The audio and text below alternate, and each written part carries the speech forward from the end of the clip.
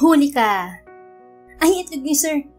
Napalundag sa gulat si Florence nang bigla na lang sumulpot sa likuran niya ang kasamahan at kaibigang si Grace. Nahulog tuloy sa sahig ang puting tuwalya na hawak-hawak niya.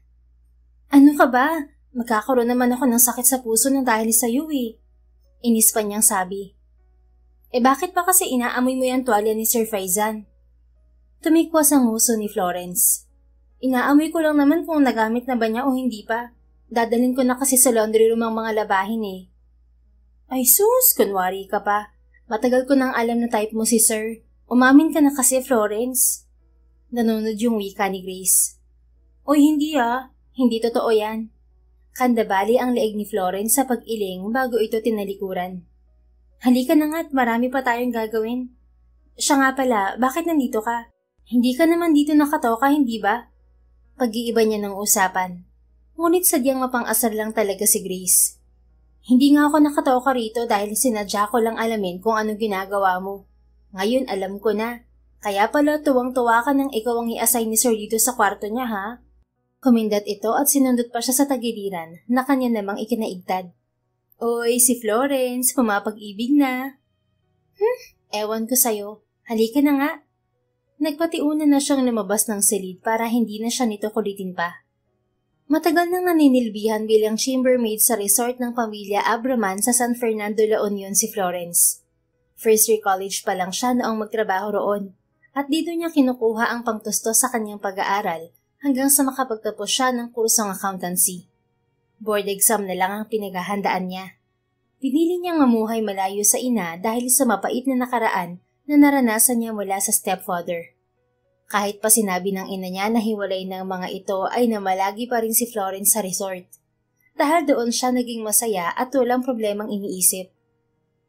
Pagdating sa staff house nila ay napasimangot si Florence. Hindi kasi niya nakuha ang tuwalya ng lalaking lihim niyang gusto. Oo, palihim niyang hinahangaan ng gwapong prinsipe na may nangungusap na mga mata, matangos na ilong, mapupulang mga labi, matipuno at matangkad.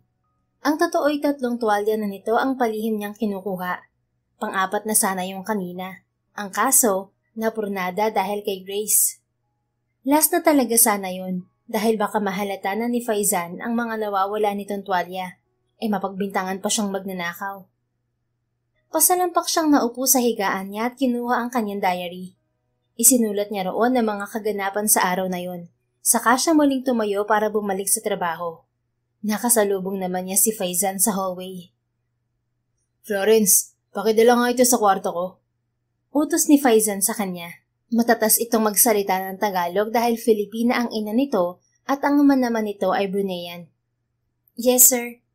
Kinuha niya ang hawak nitong mug ng tsaa at dinala yon sa silid ng gwapong amo. Hay, kahit labi ng sana sa mug ni sir ang matikman ko.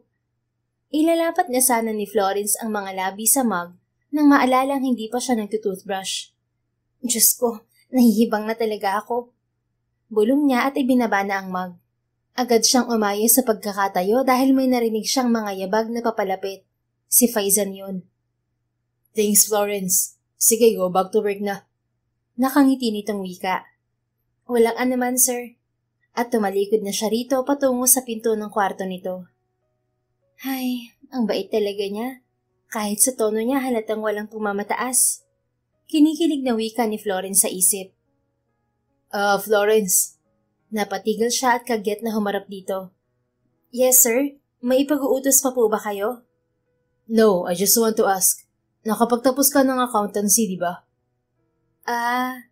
Akala ko kung ano na tatanungin ako na maging girlfriend niya. Ngumiti siya rito. Opo, magtitake na lang po ako ng exam para maging licensed CPA. Bakit po? Wala naman, naitanong ko lang. Pero kapag may kailangan ka, huwag ka mahihiyang magsabi sa akin, okay? Lumapit ang lalaki sa kanya. Napasulyap naman siya sa nakabukas na botones ng puting long sleeve na suot nito. Pakiramdam niya nanigas siya sa simpleng paglapit na yun ni Faizan sa kanya. Thank you, sir. Tatandaan ko po ang sinabi mo. Mabuti naman kung ganun. Lalabas na po ako. Sige, work well. Pero huwag kang masyadong magpapagod. Alagaan mo rin ang sarili mo. Ngumiti pa ito na halos ikahimatay na ni Florence. May gulay, parang anghel. Kinikilig na sigaw niya sa isip. Kinagat niya ng mariin ang labi para pigilan ng sarili. Opo sir, salamat po. Nauutal niyang sagot sa kadali-daling umalis. Sigurado siyang kapag nagtagal pa siya roon, baka sa sahig na siya pulutin dahil sa panlalambot ng kanyang mga tuhod. Ay nako Sir Faizan, kung alam mo lang na ikaw ang pinapangarap ko. Mahina niyang bulong sa sarili at parang lokalokang pangiti-ngiti. Araw-araw ay ganoon ang buhay ni Florence. Araw-araw din siyang masaya at dihim na tinitingnan si Faizan buhat sa malayo. At hindi niya kinakalimutan na isulat sa diary ang mga nangyayari at nararamdaman niya sa bawat araw. Florence, alis muna ako. Pakilinisan mo naman ang ilalim ng aking kama. May mga buhangin kasi. Doon kasi naglaro ang dalawang bata kahapon. Wika ni Faizan. Ang tinutukoy nitong mga bata ay ang dalawang anak ni Arsan, na kapatid nito, at kasalukuyang nasa Pilipinas. Mahilig sa bata si Faizan. Kaya nakasanayan na nitong makipaglaro sa mga pamangkin tuwing naroon ang mga ito. Pinay din ang napangasawa ng kapatid nitong si Prince Arsan, si Kimberly, at sa resort na yun din nagkakilala ang dalawa. Sige po Sir Faizan, magalang niyang sagot. Kasalukuyan siyang nasa staff's kitchen habang kumakain nang sumilip ito sa pinto. Salamat. Walang anuman po Sir Faizan. Ang lawak na naman ng pagkakangiti niya nang makaalis ito. Dahil siya ang paboritong utusan ng amo, ay para na rin siyang personal assistant nito. Excited niyang tinapos ang pagkain. Namiss na naman niyang amuyin ang mga gamit ni Faizan, lalo na ang tuwalya nito. Magkakaroon na naman ako ng oras para manatili sa silid ni Sir Faizan. Ay, ang sarap talagang tumira sa kanyang kwarto. Mabango ang loob, kasing bango niya. Plano niya kasing tumambay sa silid ng amo pagkatapos maglinis para mag-review. Wala naman siyang ibang gagawin sa araw na yon. Isa pa, gabi na namang umuuwi si Faizan kaya sigurado siyang hindi siya maaabutan ng lalaki. Pagsasawain muna niya ang sarili sa ibabaw ng kama nito habang wala ito. Ganyan siya kapilya at dead na dead sa gwapong prinsipe. Pagkatapos maligo ay dumiretso na siya sa kwarto ng amo. Kung mapapansin mo lang sana ako, mahal, aalagaan kita mula ulo hanggang paa. Pati brief mo ako mismo maglalaba. Nahihibang niyang sabi sa portrait ni Faizan na nakasabit sa dingding. Nilapitan pa niya ito at pinupog ng halik. Alam mo bang pampagana sa pagre-review ko ang kiss mo, mahal ko? Kailangan may baon akong inspirasyon. Nangangarap na nahiga siya sa kama at dumipa roon. Pagkatapos, kinuha niya ang una ni Faizan. Sinamyo at niyakap, pati na ang kumot nito. Wala talaga siyang pinalampas. Nakakatawa na kung nakakatawa. Pero daig pa niya ang nagayuma sa inaasta niyang yon. Nang magsawa sa ginagawa ay sa kanya inumpisahang linisin ang silid ng amo. Nang matapos na siya ay kinuha na niya ang dalang reviewer at ilang libro. Sariling sikap lang ang pagre-review niya. Wala kasi siyang sapat na pera para magbayad sa review center. At dahil siguro sa pagod sa pag-aaral, ay hindi na malaya ni Florence na nakatulog na pala siya. Samantala, naiiling na nangingiti si Faizan nang mapanood ang ginagawa ni Florence sa loob ng kanyang kwarto. Lingid sa kaalaman ng babae ay nilagyan niya ng hidden camera ang loob ng kwarto niya. May kutob kasi si Faizan na may ginagawang milagro si Florence doon dahil ilang beses na ring nawawala ang towels niya kapag pinaglilinis niya sa kanyang silid ang babae. Ngunit imbes na magalit ay nakaramdam siya ng tuwa. Ang totoo kasi, type niya ito noon pa man. Kaya nga lagi niya itong inuutos-utusan. Masipag si Florence at matyaga. Hindi lang yon, porsigido rin itong makapagtapos ng pag-aaral, na talaga namang nakakahanga. Ang mga klase talaga nito ang tipo niya sa babae. Mabait din ito at dagdag puntos na lang na maganda. Alam sa hotel na nag-aaral ito at suportado naman ng management ang kagaya nitong empleyado. Dahil ibig sabihin, may pangarap talaga sa buhay ang babae. Hindi niya maiwasang mapangiti nang maghikab si Florence at gumewang-gewang ang ulo habang nagbabasa. Bigla tuloy siyang na-excite na umuwi. Faizan, are you listening? Untag ni Arsan sa kanya. Kasalukuyan silang nasa meeting ng kapatid. Nagkaroon kasi ng problema ang isang branch ng Abraman Bank na pag-aari ng kanilang ina. Yes. Maikli niyang tugon bago ini-off ang cellphone at ibinalik sa bulsa. Paanong nawala ang malaking halaga? Anong nangyari, Mr. Moriones? Kunot noong tanong ni Arsan sa halos kasing edad niyang lalaki. May itsura din ito. Bago nagsalita si Mr. Moriones ay nilapag nito ang mga papeles at ilang dokumento na magpapatunay kung saan napunta ang mga perang pumasok at lumabas sa hinahawakang branch. Hindi nawawala ang mga pera ng Abraman. Tingnan niyo ang mga dokumento. Nandyan lahat ng records. Lehito mo bang nakasaad dyan sa dokumentong hawak mo? Tanong muli ni Arsan. Oo naman sir, sigurado ako. Tumango-tango si Arsan, ngunit nasa mga mata nito ang pagdududa. 2 oras ang itinakbo ng meeting at naiinip na si Faizan. Gusto na niyang umuwi. Wala ka yata sa sarili mo bro? Tanong ni Arsan sa kanya. Nasa sasakyan na sila pa uwi sa resort. Nakabuntot naman sa kanila ang 4 pang kotse, lula ng kanilang mga bodyguards. I guess so. Sana nga matapos na ang problema natin sa bangko para wala na tayong isipin pa. Sagot niya sabay ngiti. Magaling ang kung sino bang may pakana ng mga nawawalang pera. But I see to it na malalaman din natin kung sino nga siya. Anything you have in mind? Saka na bro, mahirap magturo. Tugon ni Arzan. Tumango siya. Muli siyang nahulog sa pag-iisip kay Florence. Alam niyang maaabutan pa niya ang babae sa kwarto niya ngayon.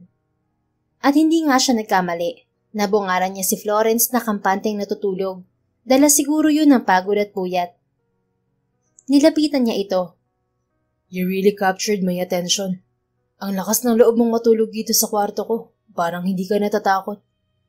Ngumiti siya at inayos ang buhok nitong bahagyang nakatabing sa mukha nito. Napalunok si Faizan nang tumambad sa kanya ang mamula-mula nitong mga labi na bahagya pang nakaawang. A goddess like you should be treated like a queen. But I don't know where to start. I know you like me, pero hindi naman yun sapat. I want somebody who will love me, just like Kimberly Tarzan. I want someone who's brave enough to stand beside me and always be there for me. But I know you have dreams to fulfill, kaya malabong mangyari. Natigil sa pagsasalita si Faizan nang mahulog ang isang maliit na notebook sa sahig. Kunot noong dinampot ngayon, tiningnan. At nang hindi makatiis ay binuklat yon at binasa isa-isa ang nakasulat. What? Ibig sabihin? Natigilan si Faizan nang makitang nagigising ang babae. Dali-dali siyang lumayo sa tabi nito at hindi na nag-iisip ang ipinatong sa office table niya ang hawak, bago lumabas ng kanyang silid na parang isang magnanakaw. Malakas na kumakabog ang kanyang dibdib. Ikaw pa lang ang nakagawa nito sa akin, Florence. Ikaw pa lang. And be ready dahil maniningil ako. Nakangiting wika niya sa sarili. Sa kabilang banda, naghihikab na nag-inat ng katawan si Florence. Nakapikit pa siya habang ginagawa yon. Pagmulat ng kanyang mga mata, bigla siyang napabangon at kinabahan nang mapatingin sa kanyang relong pambisig. Gabi na pala! Oh my God! Bulalas ni Florence. Tarantang dinampot niya ang mga gamit na nagkalat sa sahig. Subalit hindi niya nakita ang kanyang diary. Tiningnan niya yon sa ilalim ng kama kung naroon, pero wala. Hala, nasa na ba yun? Tanong niya sa sarili. Kinakabahan na siya at baka maabutan pa siya roon ni Faizan. Sa laki ng silid na yon ay hindi niya alam kung saang lupalop tumansik ang diary niya. Tumigil siyang sandali at nag-isip. Maya-maya, napadako ang kanyang mga mata sa office table ni Faizan na naroon din sa silid nito. Napakunot ang noo niya na lumapit doon. Paano nakarating to dito? Litong tanong niya nang makita roon ang diary. Nalilito pa rin siya nang biglang sumulpot si Faizan mula sa nakapinid na pinto ng silid nito. Namutla si Florence. Sir, kadarating niyo lang po ba o kanina pa kayo?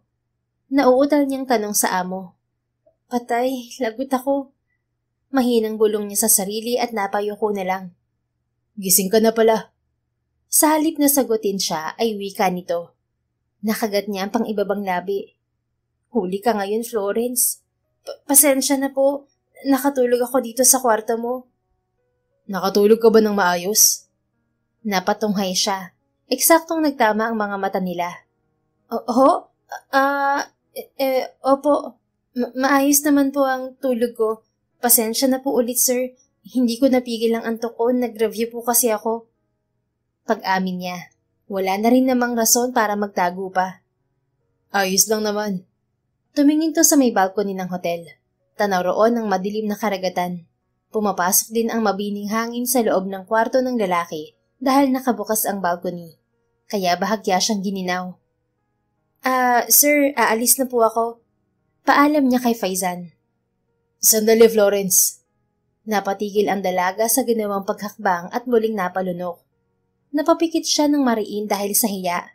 Nananalangin siyang sana ay hindi nito nabasa ang laman ng diary niya. May ipag-uutos po ba kayo, sir? Kailan pa? Imbes na sagutin siya ay tanong nito. Napalingon siya sa prinsipeng amo. Kailan pa po ang sir? Kailan mo pa ako mahal? Napalunok si Florence. Gusto na lang niyang lumubog sa kinatatayuan sa sobrang kahihiyan. Ayan, patulog-tulog ka kasi. Ano ka ngayon? Eh di booking ka na. Florence? Napayuko siya at mahigpit na kinapitan ang bitbit na mga gamit. Matagal na, sir. Kung nabasa niyo po ang diary ko, nakalagay puro ng lahat ng detalye. Mahinang wika niya. Hindi ko nabasa lahat kaya ako tinatanong. Are you sure about it? I mean, about what you really feel for me. Mahal mo ba talaga ako? Napatunghay siya. Ho?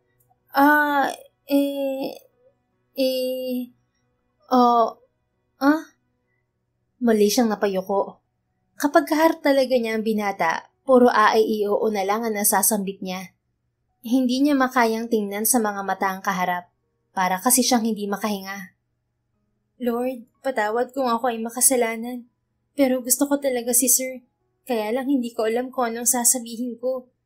Sigaw sa isip ni Florence. Narinig niyang bumuntong hininga ang lalaki. Look at me, Florence. Seryosong utos nito, kaya naman napilitan siyang muling tumunghay at salubungin ang mga mata nito. I want you to be honest with me. Do you really love me just like what's written in your diary? Nabasa niyo po ang diary ko? Kaya naroon siya sa table niyo? Hiyang-hiya niyang tanong. Yes. Sorry pero nakita ko kasi siya sa sahig at di ko sinasadyang mabasa.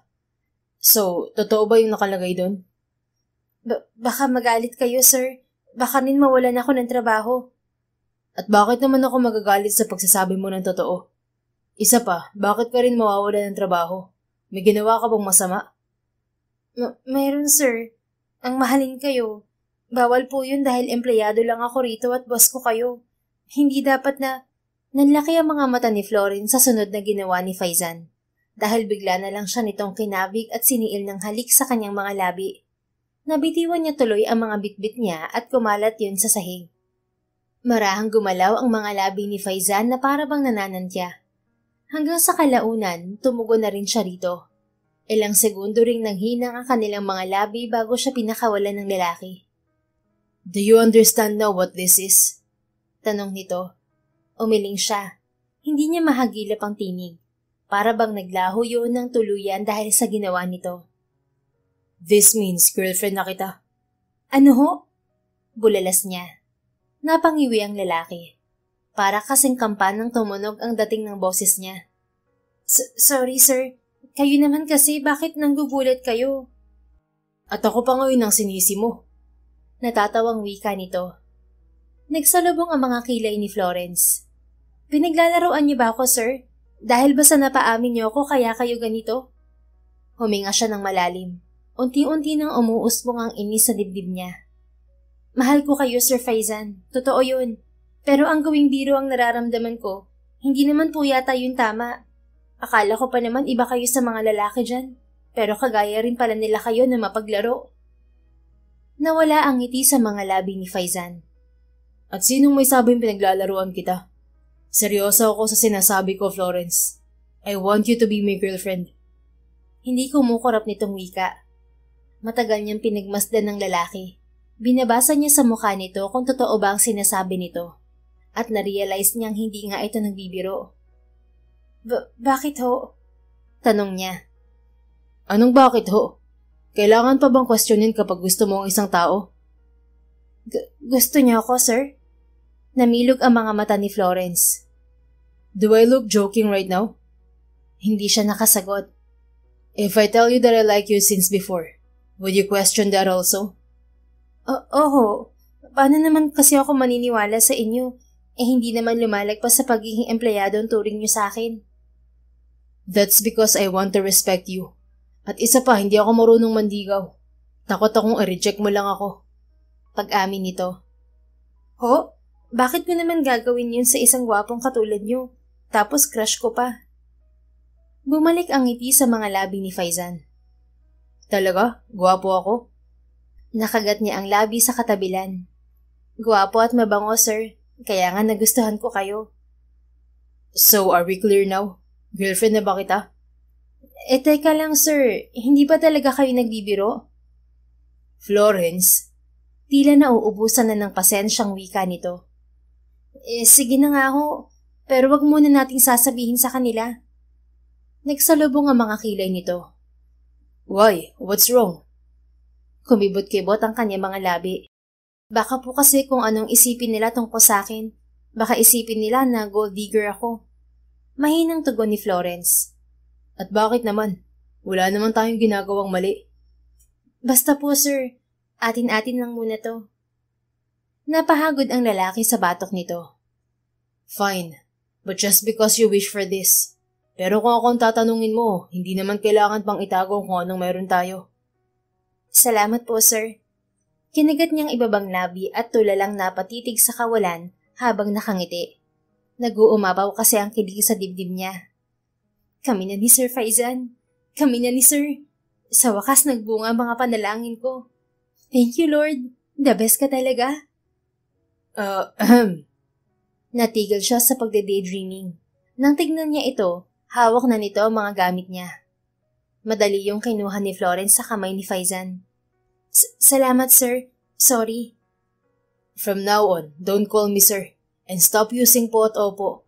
We're in a relationship. Matanda man ako sa'yo ng 15 taon. Magkasintahan pa rin tayo mula sa araw na to. At ngumiti ito sa kanya. Ay, potek. Wala na talaga. Lalo lang ako nahulog sa inyo, sir. You could talk, you know. Tudyo nito na tila nabasa ang nasa isip niya. Namula siya. Sorry po, sir. Florence, hindi ka nakikinig. I told you. Kapag tayo lang dalawa. Pero kapag kaharap sila, kailangan ko pa rin maglagay ng po at opo at mag-sir. Putol niya sa sinasabi nito. Napabuntong hininga ang lalaki. Alright, halika na, ihahatid na kita. Ho? Naku sir, wag na ho. Baka makahalata sila. No, Florence. Kapag sinabi kong ihahatid kita. That's final. Saka I'm the boss here. Kapag pinagchismisan kanila, sa akin sila mananagot. Let's go. Wala nang nagawa pa si Florence nang hawakan nito ang siko niya. Gusto niya iyong iwaksi dahil para siyang nakukuryente dito. Pero hindi niya magawa. Wala siyang lakas. Isa pa, kilig na kilig siya. Kilig na lumagpas na yata sa langit. Kinabukasan habang naglilinis sila ni Grace ng isang cottage, ay pinuna siya ng kaibigan. Hoy, ang aga-aga tulala ka na naman, Florence. Mahina siyang hinampas ni Grace sa braso. Gulat na napatingin siya dito. Ha? Anong sabi mo? Pakiulit nga. Iniisip mo na naman siguro kung paano mo matchancingan si Sir Faizan, no? Hoy, hindi no. Hindi na kailangan. Hindi ako nag-iisip ng ganyan. Ano ka ba? Sus, if I know, hindi na CPA exam ang iniisip mo, kundi ang gwapong prinsipe na.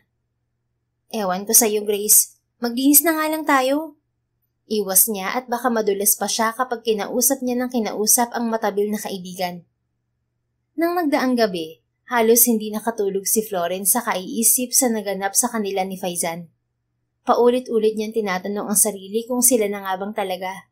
Kung hindi ba yun panaginip? Dahil sa totoo lang, hindi niya rin naman nakalain ang mga revelasyon ng lalaki na matagal na rin itong may gusto sa kanya. Kinikilig tuloy siya sa labis na kasiyahan. Sus, style mo girl, bulok. Anito habang bitbit ang maruruming kobre kama at punda na pinagpalitan nila sa nilinisang cottage. Ikaw alam mo, napaka-green-minded mo talaga. Magtrabaho na nga lang tayo. Tumayo si Florence mula sa pagkakasalampak. Siya ang naglinis ng banyo at sa kama naman si Grace. Pagkatapos na yun ay lumabas na sila. Ang ganda talaga ni Ma'am Kimberly at ang gwapo naman ni Sir Arsan. Wika ni Grace ng matanaw ang mga amo. Palabas ng hotel ang mga ito kasama ang dalawang anak. Si Arsan ay may hawak na surfboard na nakasanayan na nitong gawin sa tuwing naroon ng mga ito. Isang buwan na namamalagi ang mag-anak sa resort. Biglaang bakasyon lang din ang nangyari dahil sa naging problema ng Abraman Bank sa Pilipinas. At ang dinig ni Florence ay naipaliwanag na naman daw umano ito ng maayos ng branch manager. O diba, pati yun ay nasagap niya. Hi girls, okay lang kayo dyan? Nakangiting bati ni Kimberly sa kanila nang madaanan sila nito. Yes ma'am, nakangiting sagot ni Grace. Ayos lang po kami ma'am, sana po nag-e-enjoy kayo habang nandito sa resort. Wika naman ni Florence, nakangiti rin. Nako, sobra kaming nag-e-enjoy ng mga bata. Nakakawala ng stress ang tanawin dito. Sagot ni Kimberly sa kanila. Mabuti naman po kung ganun, ma'am. Binalingan siya ni Kimberly. Ngumiti ito ng makahulugan sa kanya. May pakiramdam siyang nasabi na rito ni Faizan ang tungkol sa kanila. Bigla tuloy siyang nakaramdam ng hiya. Nang mag-iwas siya ng tingin dito, nakita niyang naroon din pala si Faizan na nakasunod kay Arsan. Tulad ng kapatid ay may hawak din itong surfboard.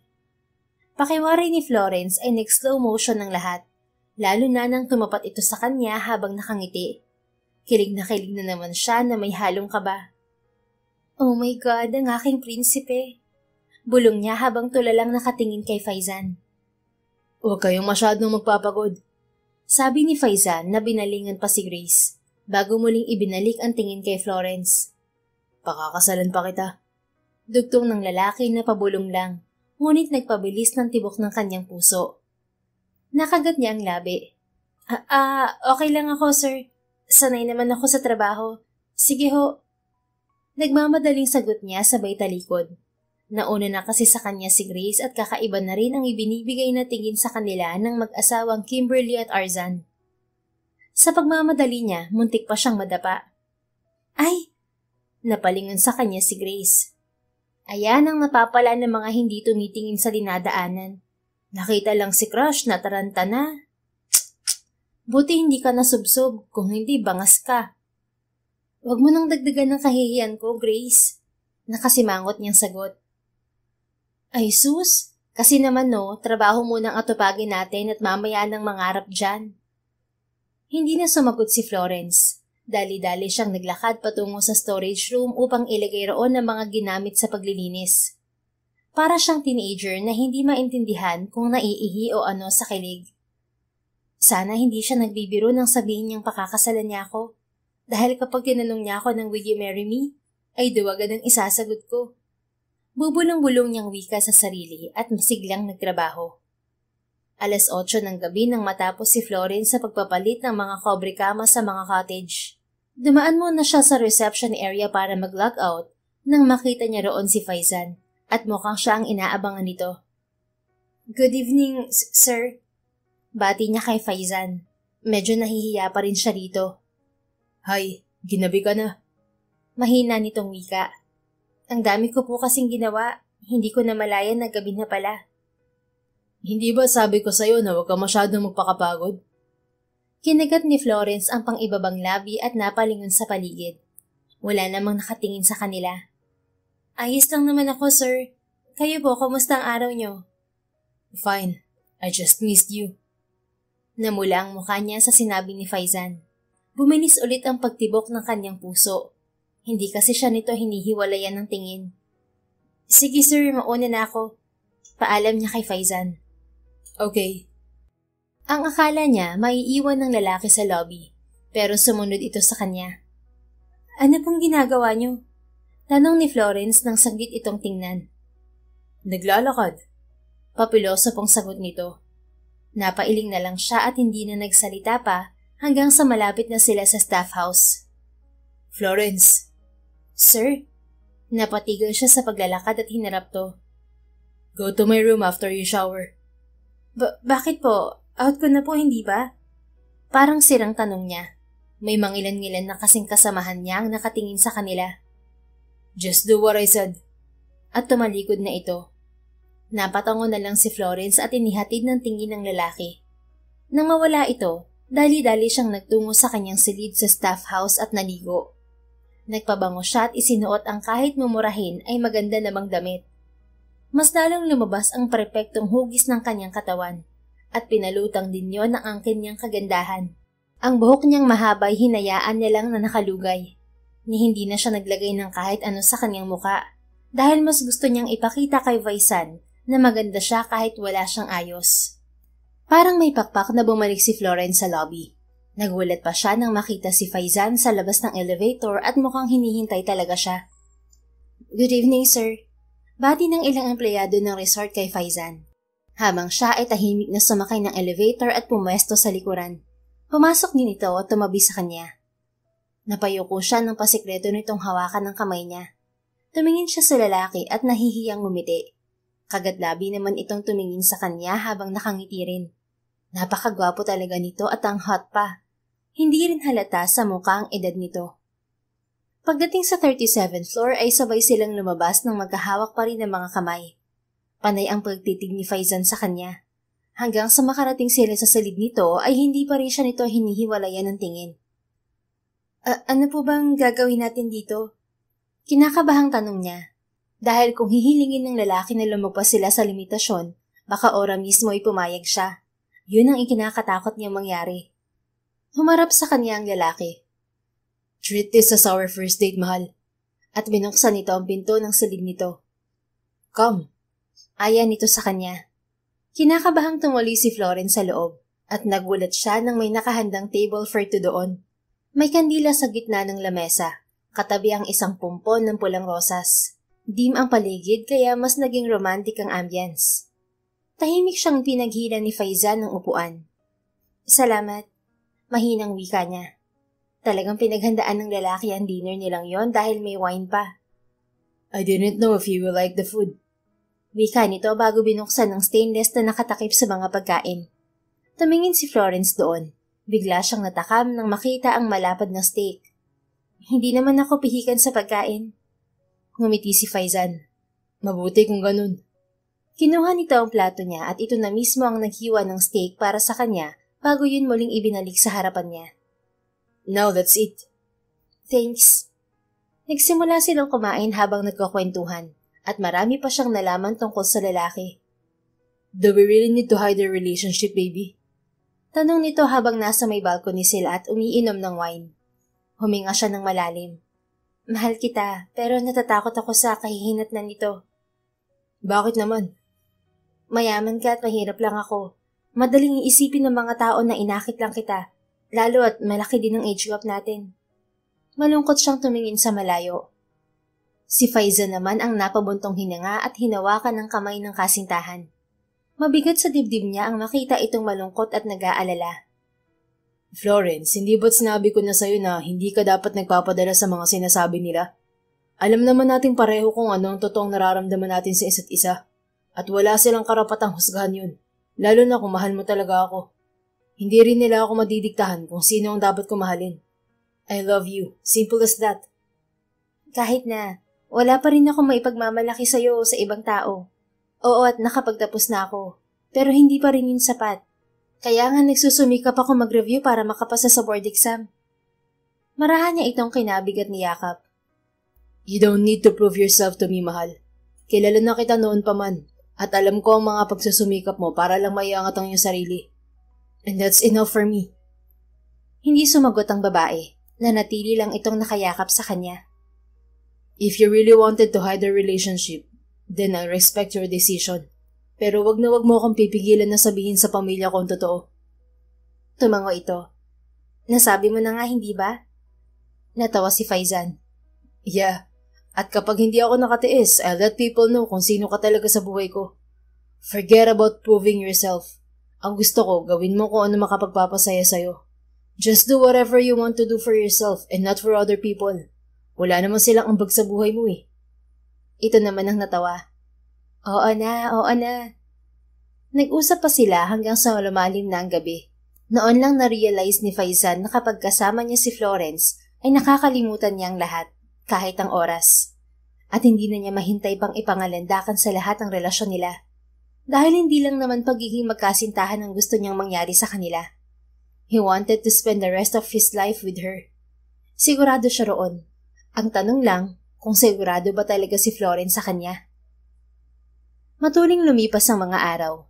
Patuloy naman sina Faizan at Florence sa lihim nilang relasyon.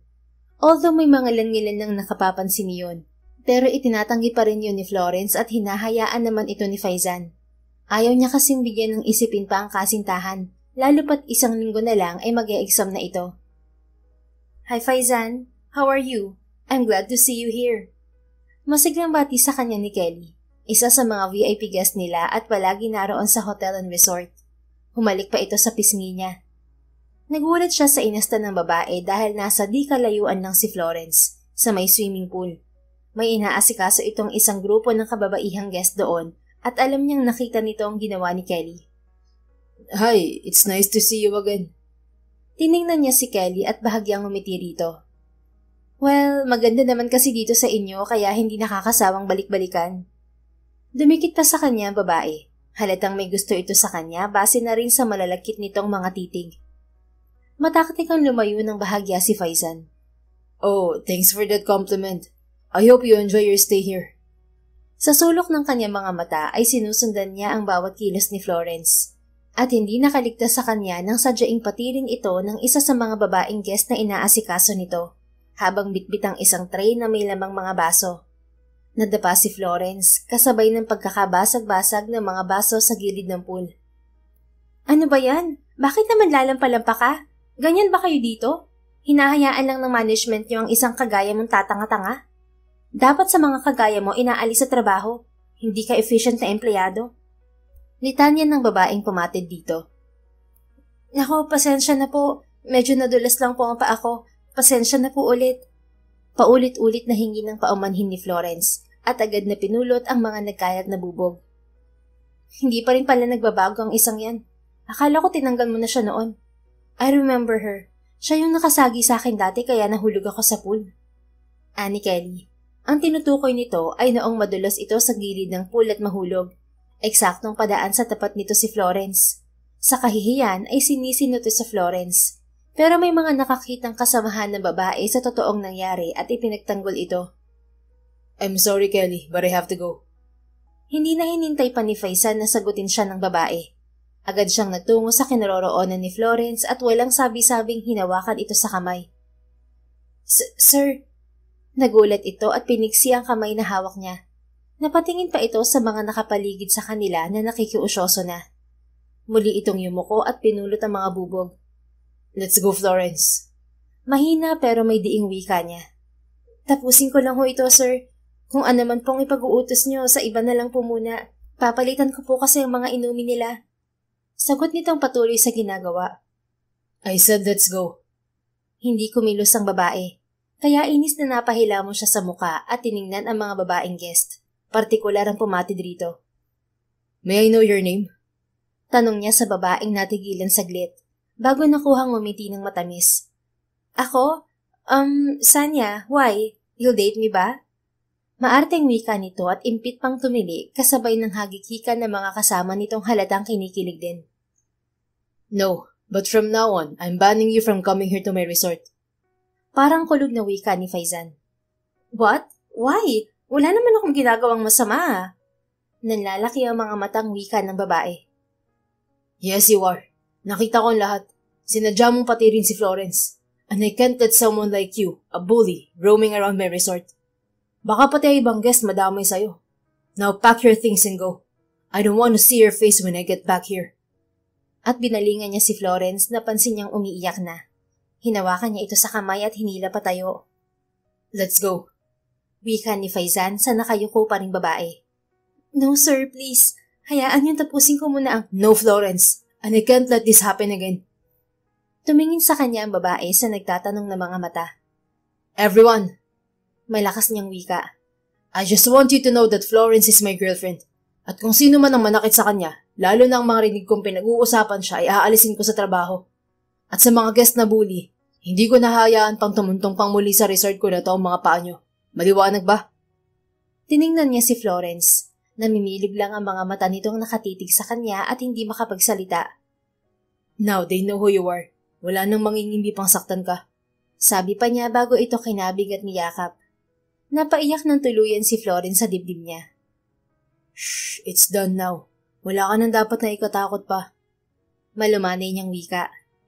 Pagkatapos ng pangyayaring yun ay wala nang nangiming kumanti kay Florence. Hindi man gustong manakot ni Faizan, pero nasagad ang pasensya niya. At hindi siya basta-basta mananahimik na lang kapag si Florence na ang inaapi at sinasaktan. Ganoon niya kamahal ang babae. Ilang buwan pa ang matuling lumipas. Nakapag-exam na si Florence at sa mga oras na yon ay naghihintay na lamang siya sa paglabas ng resulta ng kanyang exam. Hindi madali ang pinagdaanan niya, kaya nananalangin siyang sana ay makapasa siya at maging ganap na CPA. Sa pagdaan din ng panahon, ay mas lalo pang tumibay ang relasyon nila ni Faizan. Mas lalo pa niya itong minahal dahil sa mga ipinakikita nito sa kanya. Wala nang pagdududa sa kanyang dibdib.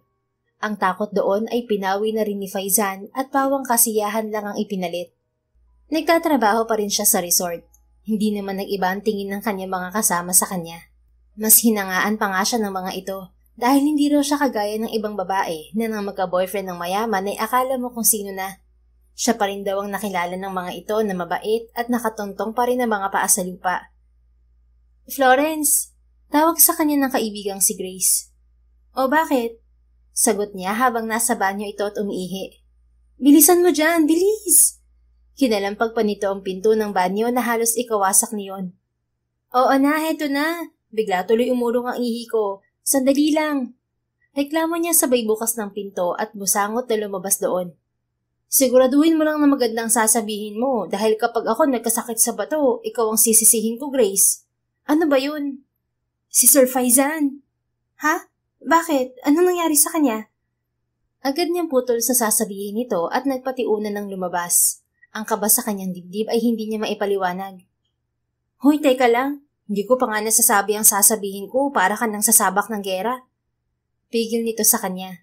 Inis na nilingon ni Florence sa kaibigan. Eh ano nga? Anong meron kay Sir Faizan?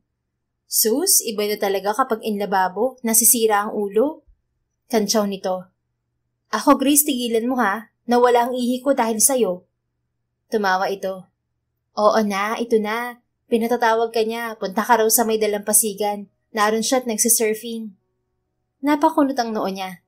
Bakit daw? Aba, malay ko sa prinsipe mong jowa. Kibit balikat nitong tugon. Para hindi na siya magtanong pa, pinuntahan na lang niya si Faizan. Naabutan naman niya itong nasa dalampasigan nga. Pero hindi naman ito nagsisurf. Hindi rin ito basa. In fact, nagtatampisaw lang ito sa tabihan ng dagat. Lumapit si Florence sa lalaki. Bakit? Mataray niyang tanong. Agad siyang initian nito, kaya naman mabilis na kumabog ang kanyang dibdib. Wala naman. Gusto ko lang makasama ka na maglakad-lakad. Maglakad-lakad? Alam mong may trabaho pa ako, hindi ba? Hindi pa sunset sa mga sandaling yon. 3:00 pa lang ng hapon pero hindi naman masyadong mainit. Tama lang sa balat ang sikat ng araw. Yeah. Pero wala naman tayong masyadong guest. Hinawakan siya nito sa kamay. Napailing na lang si Florence. May kalokohan ka na naman bang ginawa? May ganoong side si Faizan na kung minsan ay madalas na siyang napagtitripan. No, bakit mo naman naisip yan? Tumingin ito sa kanya. Wala lang, feel ko lang. Ngumiti ang lalaki at akmang magsasalita pa sana nang tumunog ang cellphone nito. Madali naman nito yung sinagot. Yes, hello?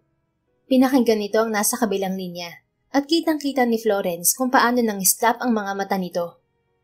What? Talaga? So ready na ba? Okay. Ngiting-ngiti nitong ibinalik ang cellphone sa bulsa ng short. Napataas ang isang kilay ni Florence. What is it, mahal? You see. Inginusod ni Faizan ang isang jet ski sa di kalayuan. Papalapit yun sa kanila na may hila-hilang parachute na nakalutang sa ere. Pilit niyang inaaninag ang parachute dahil may nakasulat doon. At nanlaki ang mga mata niya nang mabasa yon. Oh my God! Natutop ni Florence sa bibig. Totoo? Yes, mahal. Congratulations! Isa ka ng ganap na CPA. Masayang wika ni Faizan. Nagtatatalong niyakap niya si Faizan. Mahigpit naman itong gumanti sa kanya. At hindi lang yun, mahal.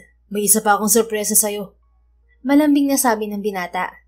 Dahan-dahan siyang kumawala kay Faizan at pinakatitigan ito sa mga mata. Kakaiba ang kislap ng mga mata nito. Para bang may nais na ipahiwatig at kinakabahan siya. Ano naman yun? Just look at the ocean again. Malumanay nitong wika. Sumunod naman si Florence. Isa pa uling jet ski ang nakita niyang may hila-hila pa ding parachute. At halos hindi naman siya humihinga habang binabasa ang nakasulat doon. Will you marry me? Yun ang nanulas sa mga labi ni Florence sa mahinang tinig. Ilang beses pa niyang ikinurap ang mga mata bago tiningnan si Faizan, na nakaluhod na sa harapan niya. Hawak ang isang singsing na may kulay asul na diamante. Napasinghap siya ng malakas. Mahal, ang tagal ko hinintay ang pagkakataon na to. Ilang beses ko na rin sinubukan mag-propose sa'yo noon pero ang sabi ko sa sarili ko, hihintayin ko munang lumabas ang resulta ng exam mo. Kahit alam ko maipapasa mo naman yun ng walang kahirap-hirap. At ngayon ngang pasado ka na, hayaan mong maspunan ko pa ng kasiyahan ng buhay mo sa mga darating pang araw. Hayaan mong mahalin kita, Florence. Paglingkuran at damayan sa lahat ng problemang iyong kakaharapin. Mahal, will you let me be your better half from this day until our last breath? Will you marry me, Florence Romero? Makabagbag damdaming tanong ni Faizan. Nangilid ang mga luha ni Florence kasabay ng sunod-sunod na pagtango. Yes, my prince. I will marry you. Yes! Mabilis na tumayo si Faizan at isinuot sa kanyang daliri ang singsing. Pagkatapos, walang sabi-sabi hinalikan siya nito hanggang sa maubos ang mga hangin nila sa dibdib at muli siyang pakawalan ng lalaki. Yes! I love you, Florence Romero. And thank you. Napatili si Florence nang bigla siyang buhati ni Faizan at nagpaikot-ikot sila. Kasunod niyon ay ang malakas nilang halakhakan at maya-maya pa nakarinig sila ng palakpakan. Nang ibaba siya ni Faizan ay tumingin siya sa may hotel. Nasa labas ng tao roon at nanonood sa kanila. We're getting married! Sigaw pa ni Faizan. Hindi maikakaila sa tinig nito ang kasiyahan. Kiss! Kiss! Kantsaw ng mga tao. Napailing na lang si Florence nang balingan siya ni Faizan. Mabilis lang, wika niya. Pero nang maglapat ang mga labi nila, ang mabilis ay inabot din ng ilang segundo. This is road to forever, mahal. Wika nito na ikinangiti niya. Paglipas ng isang buwan ay nagpakasal na nga sina Faizan at Florence. Sa resort na yon ginanap ang kasal nila na tanging pamilya, malalapit na kamag-anak, kaibigan at tauhan ng resort ang mga bisita. Walang pagsidlan ng tuwa ang puso ni Florence dahil sa wakas ay hindi na sila magkakahiwalay pa. Sa kauna-unahang pagkakataon ay nakilala ni Faizan ang ina ni Florence. Si Florence naman ay matagal nang kilala ang mga magulang ng lalaki na pareho namang down to earth.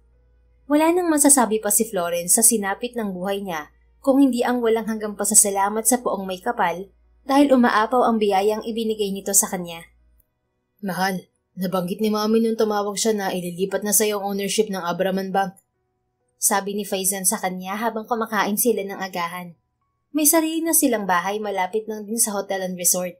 Isang property ang binili roon ni Faizan at pinatayuan nito ng bahay nila. Mahal, okay na ako bilang manager ng resort. Hindi na ako naghahangad pa ng iba. Sobra-sobra na yon. Mabilis niyang tanggi. Nang maikasal siya kay Faizan, noon niya lang na-realize kung gaano kayaman ang asawa niya. Hindi rin naman nga biro ang maging asawa ng isang prinsipe.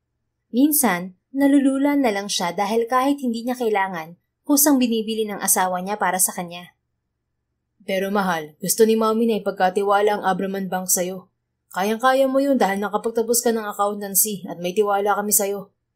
Giit ni Faizan. Saglit na nag-isip si Florence. Kaya niya bang tanggihan ang kanyang biyanan? Pero bago yun, meron din siyang ipapakiusap sa'yo. Wika ni Faizan sa seryosong boses. Napakunot ang noo niya. Anong pakiusap ang ibig mong sabihin? Ang gusto ni Mami ay magpanggap kang empleyado ng bangko sa branch dito sa San Fernando. Gusto kasi naming mahuli kung sinong nagdidispal ko ng mga nawawalang pera. Seryoso ba yan? Akala ko ba ayos ng issue na yan? Bigla siyang nagkaroon ng interes sa narinig. Matagal na kasi yun kaya akala niya ay naresolba na ang problema sa bangko. I'm serious, mahal. Yan ang hiling ni Mami sa'yo. Hindi pwede si Kimberly na magpanggap dahil kilala na siya sa bangko. Kaya mo ba, mahal? Saka 1 week lang naman. Pagkatapos nun, ipapakilala ka na namin sa lahat ng empleyado ng bangko. Huminga ng malalim si Florence. Ganun ba? Sige, payag ako sa pakiusap ng mami mo. Gusto ko rin na makatulong sa inyo. Sang-ayon niya. Ngumiti sa kanya si Faizan at ginagap ang kamay niya. Pagkuway pinisil yun. Thanks, mahal. And I love you. Don't worry, nasa likod mo ako palagi. Hindi kita pababayaan. May mga bodyguard akong nilagay sa loob at labas ng bangko para masigurado ang kaligtasan mo. Sige, ako na bahala. Lunes ng sumunod na araw, hindi pa man nagbubukas ang bangko ay naroon na si Florence. Kumatok siya sa nakasarapang pinto ng bangko. Agad namang lumabas ang guard na nasa loob. Yes, ma'am. Sarado pa po ang bangko, maya-maya pa po ang bukas namin. Magalang na wika nito kay Florence. Ngumiti siya dito. Hindi po ako magde-deposit o magwi-withdraw. Bagong empleyado po ako. Ah, ganun po ba? Sige po, pasok po kayo. Dumiretso na lang po kayo dun kay Sir Moriones. Itanong nyo na lang po sa loob kung saan ang opisina ng branch manager. Salamat. Muling ngumiti si Florence sa may edad na gwardya bago tumuloy sa loob. Nagtanong siya sa teller kung saan naroon ang office ng branch manager at agad naman itong itinuro yun sa kanya. Pagpasok niya roon ay hindi ito nag-iisa. Kumakain ito kasabay ang ibang empleyado. What can I do for you? Hindi mo ba nakikitang kumakain pa kami? Tanong ng lalaking sa pagkakaalam niya ay Justin Moriones.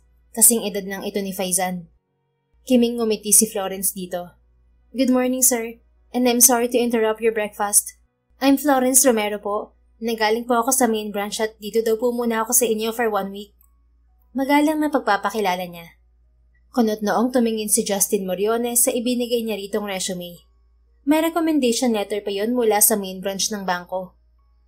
Hindi naman ako nag-request sa main branch na kailangan ko ng tao dito Sabi nito at inilapag ang papel sa table nito. Ganun po ba? Ayun po ang sabi sa akin ng manager sa main branch Kunwari ay nahihiyang wika niya. Kailangan niya maging makatotohanan ang pagpapanggap para walang makahalata sa kanya. Sa totoo lang, hindi ko talaga kailangan ng bagong tao ngayon. Pero kung ganyan na, pinadala ka pala ng main branch dito, wala na akong pagpipilian kundi ang tanggapin ka. Kiming ngumiti si Florence sa lalaki. Salamat po. Sir, yung kubeta dito walang tagalinis. Narinig niyang sabi ng isang babae. Mahina pa itong tumawa. Oo nga sir, wala rin tayong utusan. Tagabili ng merienda, tagamasahe. Sulsul naman ang isa pa. Gustong magtaas ng isang kilay ni Florence pero pinigilan niya ang sarili at ngumiti lang sa mga ito. Kung wala ho talagang paglalagyan sa akin, kahit anong posisyon po maluwag kong tatanggapin. Magalang niyang sabi. Tumango si Justin sa kanya. Ikaw ang may sabi niya na. Pwede naman kasi kitang ilagay bilang assistant sa may assistance desk. Pero loaded na rin ang tao doon. Kaya pwede na nga rin kung ano na lang ang kailangan gawin dito sa loob ng bangko. Total, wala namang nakalagay sa recommendation mo kung saan posisyon kita ilalagay. Hindi rin naman sila tumawag sa akin. Kaya simulan mo nang maglinis. Nakalive ang janitress namin kaya tamang-tama rin ang dating mo. Tatawagin na lang kita kapag may pag-uutos ako. Tuloy-tuloy nitong wika. Sige po, saan po ba ako magsisimula, sir?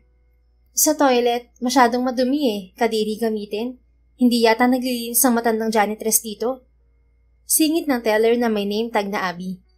Sige po. Mabilis na tinungo ni Florence ang banyo.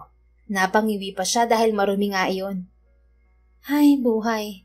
Kung hindi lang talaga sa kahilingan ng mahal kong asawa at biyenan, hindi ko pagtitiisan ng mga ugaling basura ng mga naririto. Napailing siya. Hindi naman nerd sa nagrereklamo ako. Batak ang katawan ko sa trabaho. Pero ang marinig kung paano nila ituring ang ibang empleyado rito, hindi naman yun tama.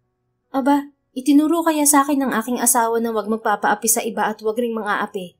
Patuloy niyang pagkausap sa sarili habang tuloy lang din ang pagkuskus niya sa toilet bowl. Kahit ang sahig doon ay marumi rin. Well, tama na rin to.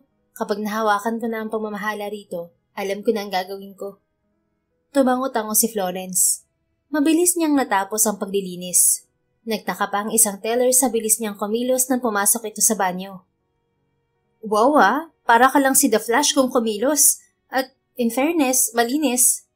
Sabi ng teller na Leo na ang pangalan sa nameplate. Anyways, lumabas ka na. Tapos ka na, hindi ba? May iutos sa'yo si sir. Dagdag pa nito. Sige. Pinunasan niya muna ng dalang panyo ang noong pawisan bago lumabas ng CR. Mabuti na lang at hindi siya nagpalda. Kung hindi, baka hirap siyang kumilos. Nakasuot kasi siya ng slacks at blouse kaya hindi problema kahit sumalampak pa siya sa sahig. Pagtapat niya sa opisina ng branch manager ay inayos muna niya ang sarili. Akmang kakatok na siya nang umawang ang pinto. Sir, hindi ba pwedeng 100,000 ang makukuha ko dyan?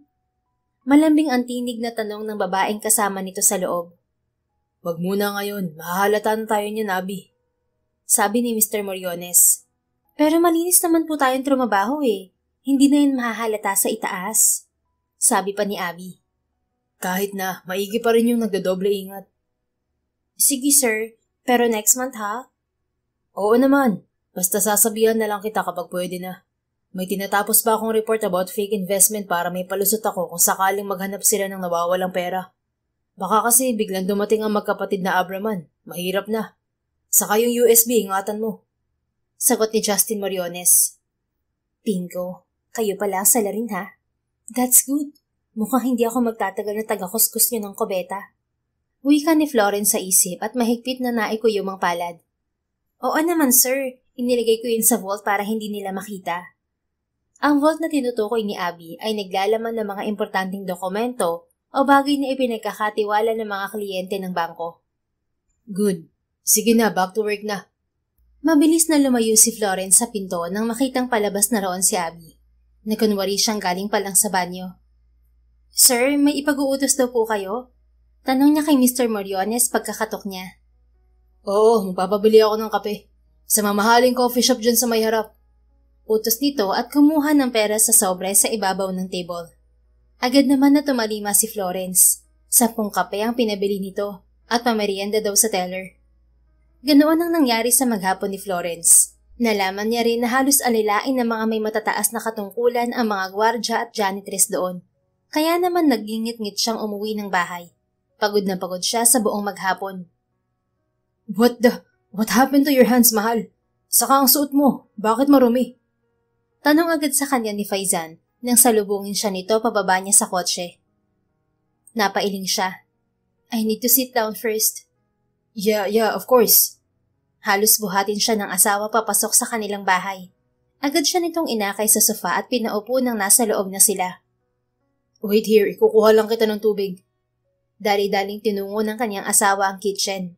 Pagbalik nito, may tubig niya itong dala at inabot sa kanya. Here, inom ka muna, mahal.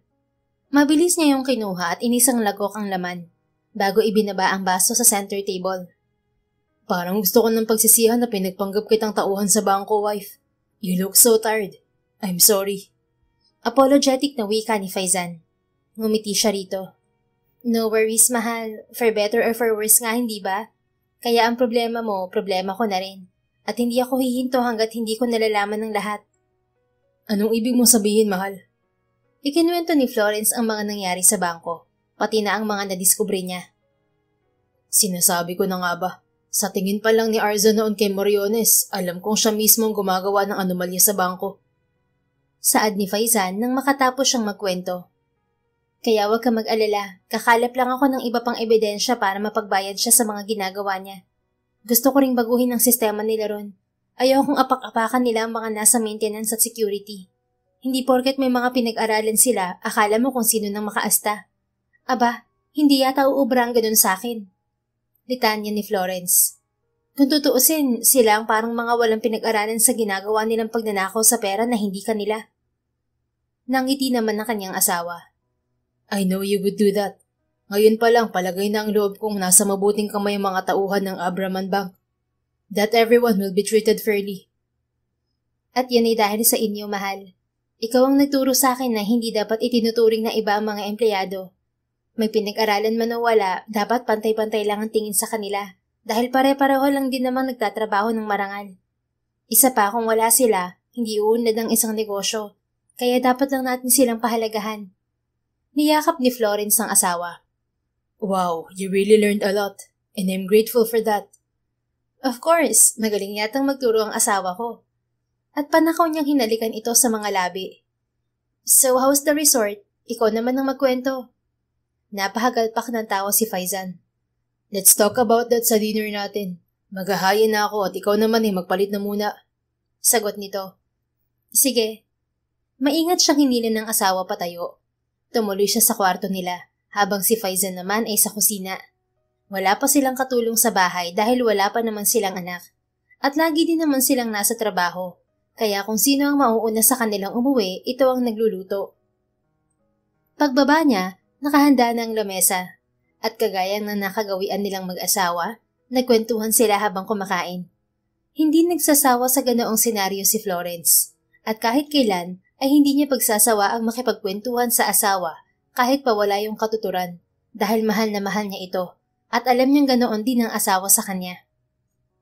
Nang mga sumunod na araw, marami pang nadiskubre si Florence. Hindi lang pala nagdidispalko ng pera si Mr. Moriones. May pagka-maniac din ito.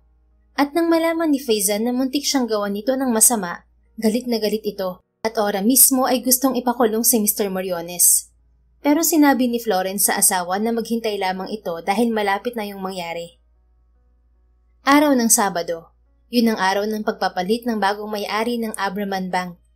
Imbitado lahat ng empleyado ng bangko sa iba't ibang panig ng Pilipinas, kahit na ang maintenance at security. At ginanap yun sa Abraman Hotel and Resort. Hindi man nakauwi sa Pilipinas ang ina ni Faizan ay naroon naman silang mag-asawa. Mahal, are you ready? Tanong ni Faizan sa kanya nang puntahan siya nito sa silid nila roon sa hotel. Ngumiti siya ng matamis dito. Yes, mahal. How about you? Hinagod ni Florence ng tingin ang kabuuan ng asawa. You look dashing, mahal. Bagay na bagay sa'yo ang tuxedo mo. Mas lalo kang bumata at gumwapo. Nilapitan siya ni Faizan at hinalikan sa mga labi. You made me young, mahal. And you made me fall in love with you all over again. You're such a goddess in your gown, you know. Tiyak na maraming mahihili sa akin pagbaba natin mamaya. Nalulunod naman ako, mahal, sa mga papuri mo. Huwag kang mag-alala. Magaling akong lumangoy. Sasagipin kita. Sagot ni Faizan at sabay pa silang natawa. Halika na, baka maging mais pa tayo sa kakornihan natin. Yaya ni Florence sa asawa. Pwede nating samahan ng cheese, wifey. Sabay halik nito sa labi niya. Ikaw talaga? Halika na nga talaga at baka kung saan pa mauwi itong pinag-uusapan natin. Corny or what? Totoo lang na napakaganda mo, Florence. Napakaswerte ko talaga sa'yo. Iniaraw ni Faizan ang siko sa kanya. Mabilis naman siyang kumapit doon. Oo na, bolero, asawa na nga. Tinawanan lang naman siya ng lalaki. Nang makarating sila sa function hall ng resort ay agad na sinenyasan ni Faizan ng MC. Natahimik ang lahat nang magsalita ito. Isang mapagpalang gabi sa inyong lahat. Naririto po tayo para ipakilala sa inyo ang bagong mamamahala sa buong Abraman Bank. Yun ay walang iba kung hindi ang asawa ni Prince Faizan Abraman. Si Mrs. Florence Abraman. Palakpakan po natin siya. Umugong naman ng malakas na palakpakan sa buong paligid nang lumabas na sina Faizan at Florence. At dahil sinadya nilang mag-asawa na ilagay sa unahan ng upuan ng mga taga San Fernando branch, kitang-kita nila kung paano nagpanik ang grupo ni Moriones. Pwede po bang magbigay kayo ng kahit maiksing mensahe lang sa lahat? Sabi ng MC. Nakangiting kinuha ni Florence ang mikropono. Good evening, ladies and gentlemen. Thank you for coming here tonight. It was really an honor to be here in front of you all.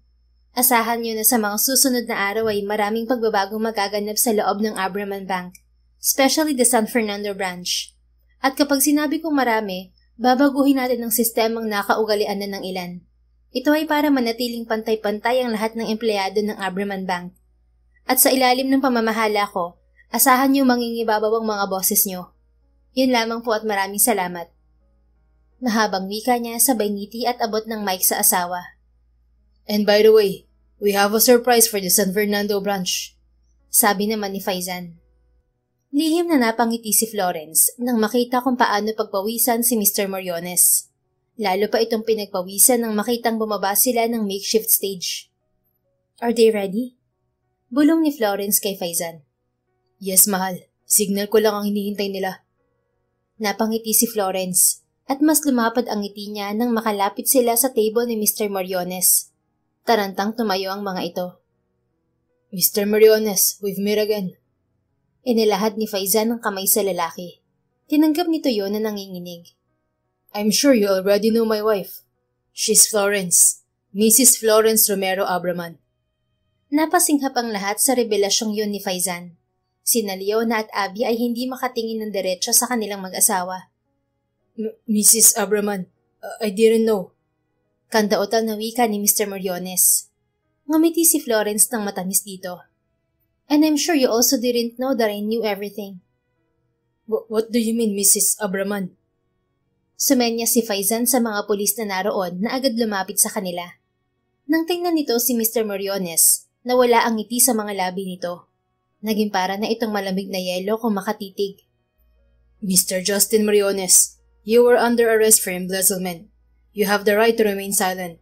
Anything you say can and will be used against you in a court of law. You have the right to speak to an attorney and to have an attorney present during any questioning. If you cannot afford a lawyer, one will be provided for you at the government expense. Pagsasabi ng Miranda warning ng hepe ng pulisya ng San Fernando at inilabas nito ang posas. Ano? Hindi ito totoo. Bitiwan niyo ako. Nagwala si Mr. Moriones, pero wala itong nagawa nang pwersahin ito ng mga pulis. Hindi rin nakaligtas ang iba pa nitong mga kasama.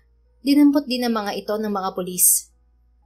Tumingin si Florence sa mga naiwan sa table ng San Fernando branch, lalo na sa gwardya at janitress. Don't worry po, hindi na kayo makakaranas ng pamamaliit sa kagaya nila. Ako mismo ang magmamonitor sa San Fernando branch. Wika niya sa mga ito.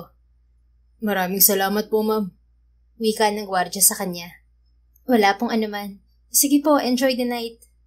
Pagkatapos ng maikling palabas nila ay naging maayos na ang lahat.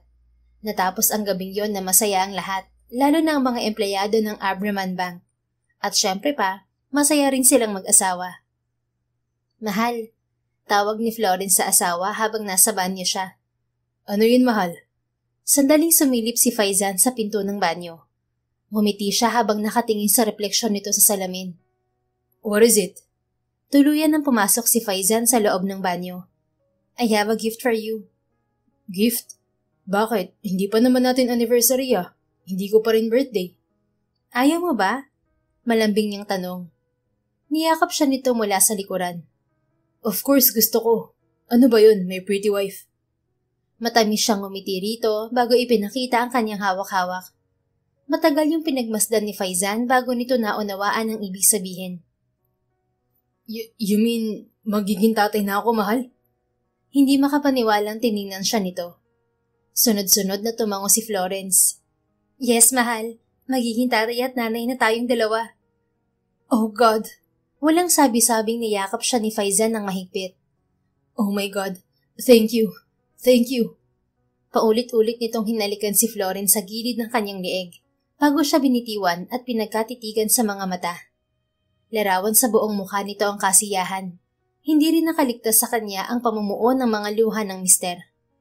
Oh, I love you, mahal. Tumingkayad si Florence at hinalikan si Faizan sa mga labi. Thank you for loving me. Wika niya nang humiwalay rito. And I love you so much, mahal. Ako ang dapat na magpasalamat sa iyo dahil kinumpleto mo ang buhay ko. At ngayong magkakaanak na tayo, ako na yata ang pinakamaswerteng nilalang sa balat ng lupa. Thank you for making me happy, mahal. Muli siyang niyakap ng mahigpit ni Faizan.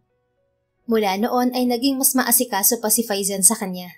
Walang segundo yatang hindi nagtatanong sa kanya ang asawa kung kumusta na siya, lalo pa't magkaiba sila ng pinagtatrabahuhan.